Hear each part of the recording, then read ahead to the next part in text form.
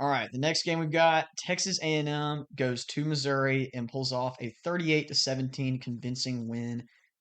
I finally got a score right, Landon. This is the first accurate prediction I've had on score and outcome all season. I had Texas A&M winning this game 38-17, and that is exactly what happened, which doesn't really often end up being the case when we predict these games. So, got to give myself some props for that.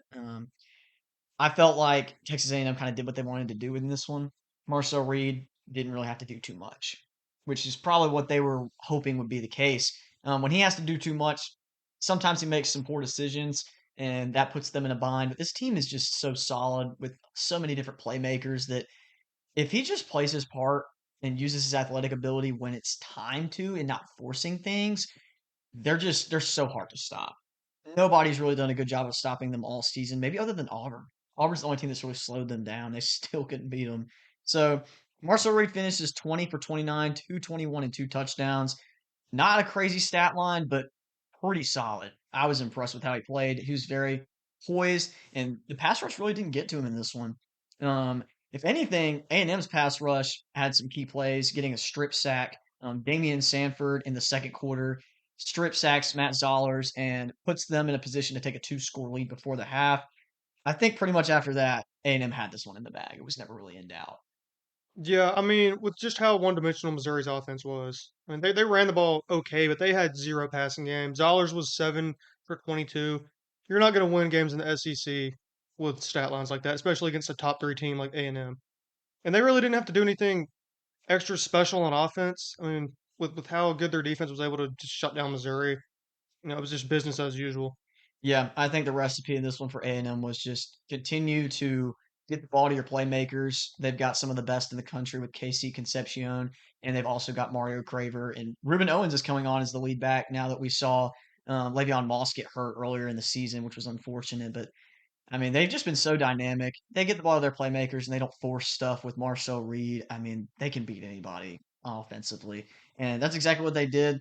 Our keys for Missouri to have a chance in this game was to get the stretch run going and play action off of that. They did not get the passing game going. They had some success running the ball, which I figured would be the case. Ahmad Hardy and Jamal Roberts both go for over 100 yards. They still fail to score more than 17 in this one. They had their chances. I think they missed some field goals, had a couple opportunities to score and did not. Had some turnovers like the fumble we just mentioned. At the end of the day, like you said, Zollers being a freshman and going 7 for 22 with 77 passing yards against the number three team in the country is just absolutely not going to cut it. This team is just a couple of players away from probably competing pretty closely with A&M, but not having Bo Pribula in this one really hurt them. They have two really solid wide receivers to not be able to get them the ball. It's just you don't have a chance at that point. So I was impressed with what I saw from A&M. This is their first really convincing win for me, other than the LSU game in a little while. So good to see them put this team away when they should have. They're setting up for probably one of the best seasons in program history right now, with a really solid shot to go into Austin and finish on a huge note and go 12-0. That's pretty wishful thinking considering what we usually see from A&M, but I think Mike Elko's changed the trajectory of this football program. We might see something that's never been done there this season. Yeah, it's seeming like the Jimbo 8-4 is being washed away. Yeah, I think Kevin Sumlin and Jimbo Fisher Yeah, have Kevin Sumlin too. Yeah. taken all that bad juju with them to other places, and I think neither of them are currently employed. So that tells you a lot. I'm really impressed with what Mike Elko's doing there. It's really incredible. So that was a great game. I enjoyed it. I wish we had gotten to watch a little bit more of it. We were at the Mississippi State Georgia game during when most of this was being played early in the first half when it was still close. So we didn't get to watch too much of it, but after watching a couple of the key plays, I thought it was pretty clear who had the best players individually, which was what we talked about in the preview. I just feel like A&M's got some of the more talented individual players in the country.